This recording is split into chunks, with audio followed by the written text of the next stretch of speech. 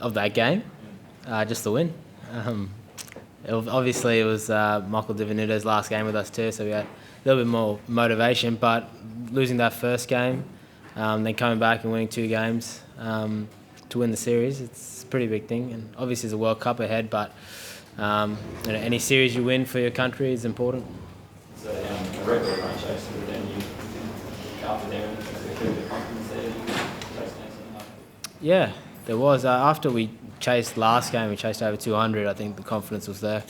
And we got off to a decent enough start, and it wasn't ideal that we lost 2 wickets in 1 over, but we've got some really good batsmen, and we've got a big sort of batting lineup.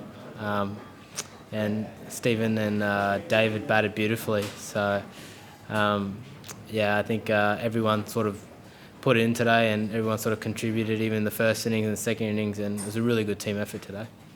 Is there a total there, like in the World Cup, if the opposition scores 230 or 240, where you won't have that confidence?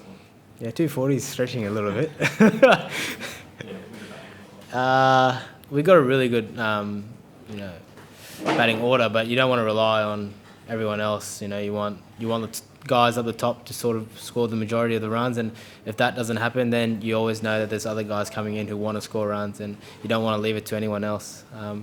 That's probably the main sort of thing moving forward, and we've got world-class players in our team. Even Finchy didn't play today, and he's one of the best T20 players in the world, so we've got a lot of batting depth and strength. So it's obviously one of our strengths. Usman, your form has been an upward curve since the big bash really at a great tournament there. Has been really confident in your game going to India, and also have you played in India before? I played in India recently, just for an Australian A series, maybe 6 months ago. So we just played in Chennai. I've toured in a test series before then, but didn't play. So I've been there a few times, like any other cricketer has, and played in India. The conditions are different, and I think it's just being, you say it all the time, but you got to do the basics right. And I heard it here earlier when I was listening to their coach talking, and it's so true. The Indians in India and the Sri Lankans and Pakistanis and the subcontinental teams are really good in those conditions, but we also have a lot of players that have had a lot of experience over there.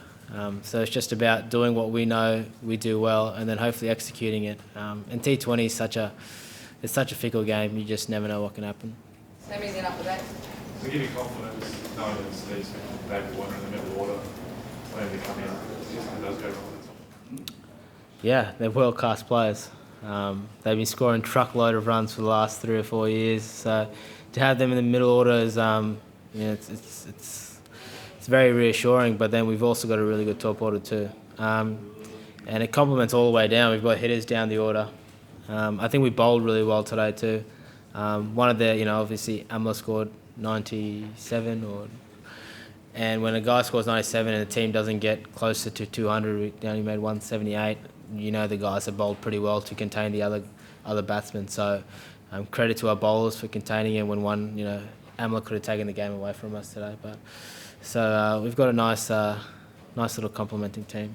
It seems like that's you, Watto, and Finchy going for those 2 openings. What's the dynamic in the group between you guys? It's fine. We're pretty laid back. I mean, Finchy was there, before I was, when I sort of came to the team, and he was T20 captain. So, he's been there and done it. I was sort of the incumbent player coming in. So I sort of expect him to come back in the team anyway. Then Watto, he's been such a great player for Australia, in particularly in the white ball, and his white ball form lately has been great. He offers a lot with the ball too. So the dynamic's pretty simple. We're pretty good mates off the field. So I've known Finchy since I was a kid. Like, we've been playing cricket together since we were kids. We're the same age, and obviously play with Watto in the Thunder. So it's a good relationship. Just a general T20 question. I recently did an interview with Paddy Upton, who was Sydney Thunder coach. He had a few good things to say about you amongst being that you were quite funny, but just in regards to his coaching philosophies and how he sees the game. Yeah, he's very different, and the beautiful thing about Paddy is he doesn't try to be anything he's not.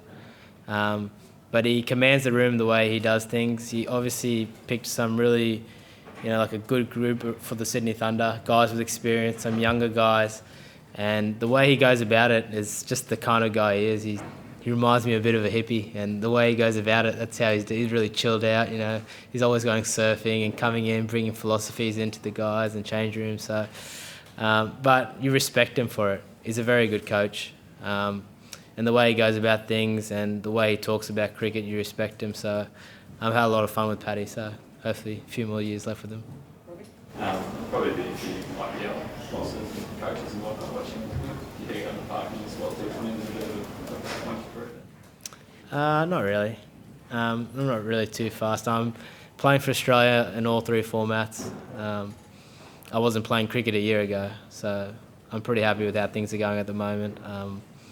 And first and foremost, you want to play cricket for your country. And at the moment, I'm in the squad representing my country, and that's all I can ask. And I love doing it. So, no, not really.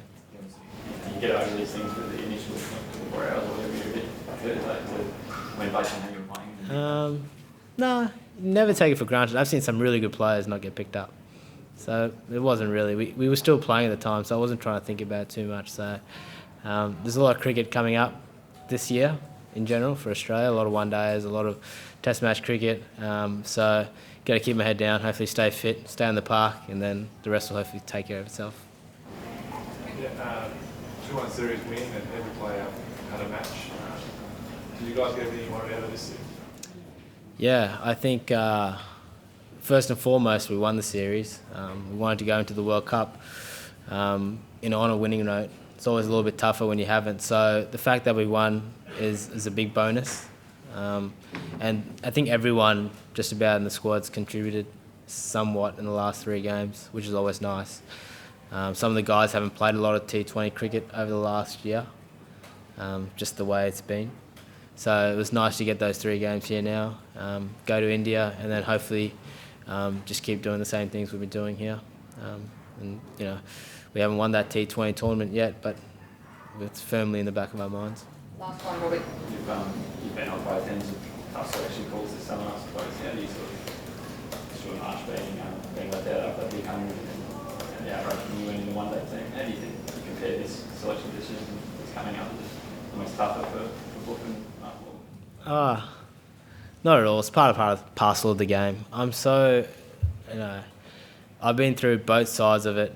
And it's happened, I've been dropped, I've been picked when some other guy hasn't been picked and he's been dropped. And I've been on both ends of it, and I'm so nonchalant about it now. Just chilled out. Whatever they want to do, they'll do. And I believe everything happens for a reason, and some things you can't control in life, and that's one of them. I'm just enjoying playing cricket. I've said it before, I'm happy that I'm fit and healthy, and I don't have too much to complain about.